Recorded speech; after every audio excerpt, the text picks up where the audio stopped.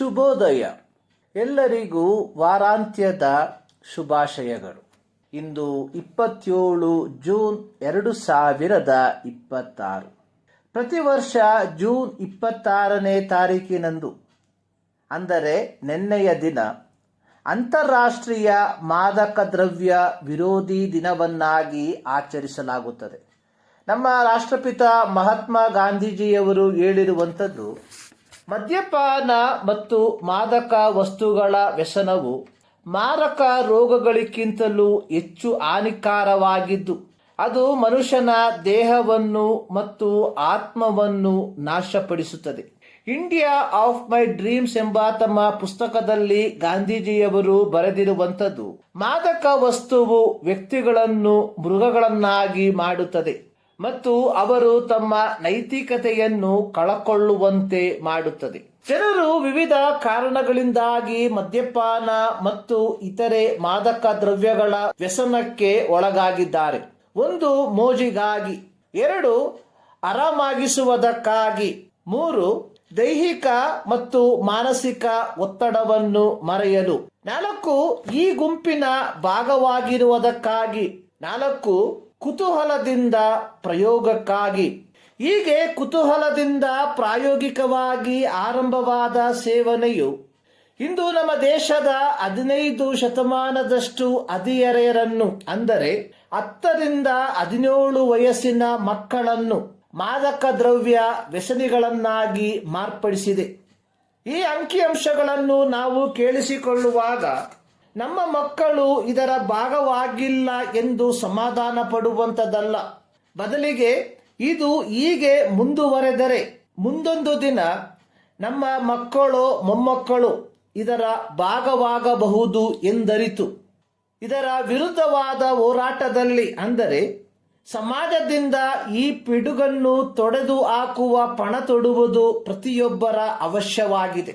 ಕಾಯಿನನ ಯಜ್ಞವನ್ನು ಯೆಹೋವನು ಅಂಗೀಕರಿಸದೆ ಅವನ ತಮ್ಮನಾದ ಏಬೇಲನ ಯಜ್ಞವನ್ನು ಯೆಹೋವನು ಅಂಗೀಕರಿಸಿದರ ಫಲವಾಗಿ ಕಾಯಿನನು ಬಹು ಕೋಪಗೊಂಡನು.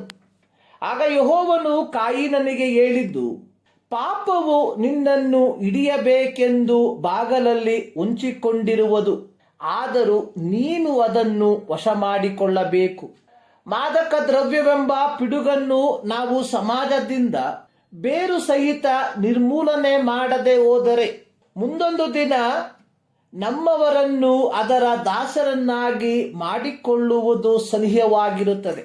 1960 ಮತ್ತು 1970ರ ಕಾಲಘಟ್ಟಗಳಲ್ಲಿ ನೆಸ್ಲೆ ಕಂಪನಿಯು ಜಪಾನ್ ದೇಶಕ್ಕೆ ನೆಸ್ಕೆಫೆ ಇನ್ಸ್ಟಂಟ್ ಕಾಫಿಯನ್ನು ಪರಿಚಯಪಡಿಸಿತು.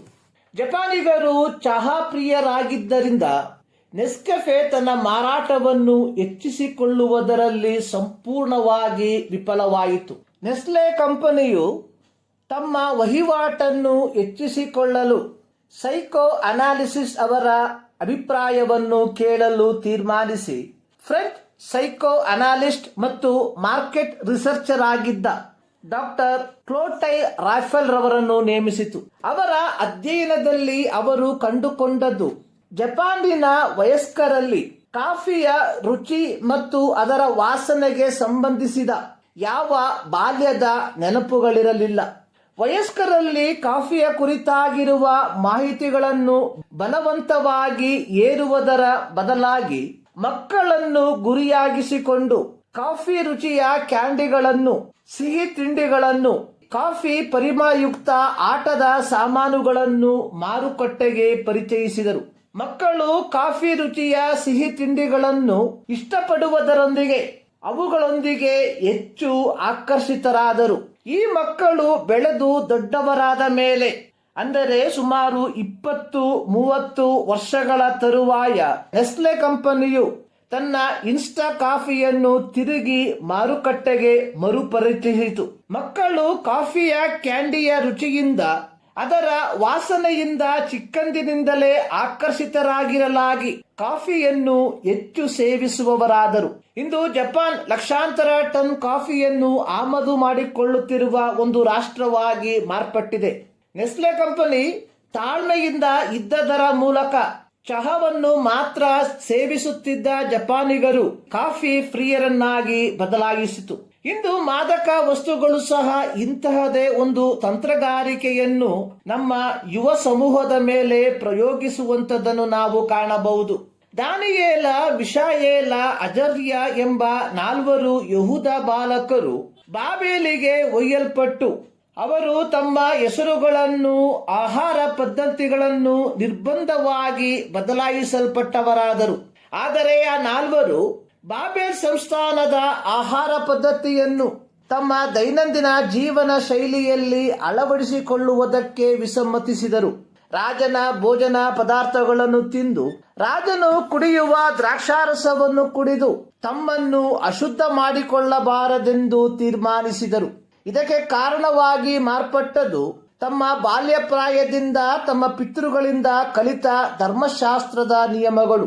ಇಂದು ಕ್ರೈಸ್ತ ಯುವ ಸಮೂಹ ವಿದ್ಯಾಭ್ಯಾಸಕ್ಕಾಗಿಯೋ ಕೆಲಸದ ನಿಮಿತ್ತವಾಗಿಯೋ ತಾವು ಹುಟ್ಟಿ ಬೆಳೆದ ಗ್ರಾಮಗಳಿಂದ, ಪಟ್ಟಣಗಳಿಂದ ಮಹಾನಗರಗಳಿಗೆ, ವಿದೇಶಗಳಿಗೆ ವಲಸೆ ಹೋಗುವಂಥದ್ದು ಸರ್ವೇ ಸಾಮಾನ್ಯ. ಹೀಗೆ ಹೋಗುವಂಥವರು ಮದ್ಯಪಾನ, ಧೂಮಪಾನದಂತಹ ಚಟಗಳಿಗೆ ಒಳಗಾಗದೆ ಹಾಗೂ ನಿಷೇಧಿತ ಮಾದಕ ದ್ರವ್ಯಗಳಿಗೆ ದಾಸರಾಗದೆ ತಮ್ಮನ್ನು ಪರಿಶುದ್ಧತೆಯಲ್ಲಿ ಕಾಪಾಡಿಕೊಳ್ಳತಕ್ಕದಾಗಿದೆ. ಅರಸನಾದ ಹೇರೋದನು ತನ್ನ ಹುಟ್ಟುಹಬ್ಬದ ದಿನದಂದು ಪ್ರಭುಗಳಿಗೂ ಸಹಸ್ರಾಧಿಪತಿಗಳಿಗೂ ಗಲಿಲಾಯ ಸೀಮೆಯ ಮುಖ್ಯಸ್ಥರಿಗೂ ಔತಣವನ್ನು ಏರ್ಪಡಿಸಿದನು. ಹೆರೋದ್ಯಳ ಮಗಳು ನಾಟ್ಯವಾಡಿ ಹೇರೋದನನ್ನು, ಅವನ ಸಂಗಡ ಔತಣದಲ್ಲಿ ಭಾಗಿಯಾಗಿದ್ದವರನ್ನು ಮೆಚ್ಚಿಸಿದಳು. ಔತಣದ ಅಮಲಿನಲ್ಲಿದ್ದ ಹೇರೋದನು ಹೆರೋದ್ಯಳ ಮಗಳಿಗೆ ಏನು ಬೇಕಾದರೂ ಕೇಳಿಕೋ ಅನ್ನಲು, ಆಕೆಯು ತನ್ನ ತಾಯಿಯ ಆದೇಶದ ಮೇರೆಗೆ ಸ್ನಾನಿಕನಾದ ಯೋಹಾನನ ತಲೆಯನ್ನು ಪರಾತಿಯಲ್ಲಿ ಕೊಡಿಸಬೇಕೆಂದು ಕೇಳಿಕೊಂಡಳು. ಸ್ನಾನಿಕನಾದ ಯೋಹಾನನು ಹೇರೋದನಿಗೆ, ನೀನು ಹೆರೋದ್ಯಳನ್ನು ಇಟ್ಟುಕೊಂಡಿರುವುದು ಧರ್ಮವಲ್ಲವೆಂದು ಹೇಳುತ್ತಿದ್ದನು. ಇದಕ್ಕೆ ಹೆರೋದ್ಯಳಿಗೆ ಸ್ನಾನಿಕನಾದ ಯೋಹಾನನ ಮೇಲೆ ದ್ವೇಷವಿದ್ದಿತು. ಅವನನ್ನು ಕೊಲ್ಲಿಸಬೇಕೆಂದು ಸಮಯ ಕಾಯುತ್ತಿದ್ದಳು. ಈ ಒಂದು ಸಂದರ್ಭದಲ್ಲಿ ಆಕೆಯು ಪರಿಸ್ಥಿತಿಯನ್ನು ಚೆನ್ನಾಗಿ ಉಪಯೋಗಿಸಿಕೊಂಡಳು. ಪ್ರಿಯರೇ, ಮದ್ಯಪಾನ ಗೋಷ್ಠಿ, ಇನ್ನಿತರೆ ನಿಷೇಧಿತ ಮಾದಕ ದ್ರವ್ಯಗಳ ಸೇವನೆ ಎಂತಹ ಅನಾಹುತಕ್ಕೆ ಕಾರಣವಾಗಿ ಮಾರ್ಪಡುತ್ತದೆ ಎಂಬುದನ್ನು ಯೋಚಿಸಿ ನೋಡಿ. ಕ್ರೈಸ್ತರೇ, ನಾವುಗಳು ಪೌಲನು ಹೇಳಿರುವಂತೆ ನೀವು ದೇವರ ಆಲಯವಾಗಿದ್ದೀರೆಂದು, ದೇವರ ಆತ್ಮನು ನಿಮ್ಮಲ್ಲಿ ವಾಸ ಮಾಡುತ್ತಾನೆಂದು ನಿಮಗೆ ಗೊತ್ತಿಲ್ಲವೋ? ಯಾವನಾದರೋ ದೇವರ ಆಲಯವನ್ನು ಕೆಡಿಸಿದರೆ ದೇವರು ಅವನನ್ನು ಕೆಡಿಸುವನು. ಯಾಕೆಂದರೆ ದೇವರ ಆಲಯವು ಪವಿತ್ರವಾದದ್ದು. 1 ಕೊರಿಂಥ 3:17. ಪ್ರಿಯರೇ, ನಾವು ವಾಸಿಸುವಂತಹ ಸಮಾಜದಲ್ಲಿ ಜನರು ಹೊಸತನವನ್ನ ಹಿಂಬಾಲಿಸಿ ಹೋಗುತ್ತಿರಲಾಗಿ ನಾವುಗಳು ಹೊಸತನದ ಹಿಂದೆ ಹೋಗದೆ ಕ್ರೈಸ್ತ ನಂಬಿಕೆಯಲ್ಲಿ ದೃಢವುಳ್ಳವರಾಗಿ ನಿಲ್ಲುವ. ಈ ಮುಂಜಾನೆಯಲ್ಲಿ ಸರ್ವಶಕ್ತನಾದ ದೇವರು ನಿಮ್ಮೆಲ್ಲರನ್ನ ಧಾರಾಳವಾಗಿ ಆಶೀರ್ವದಿಸಲಿ.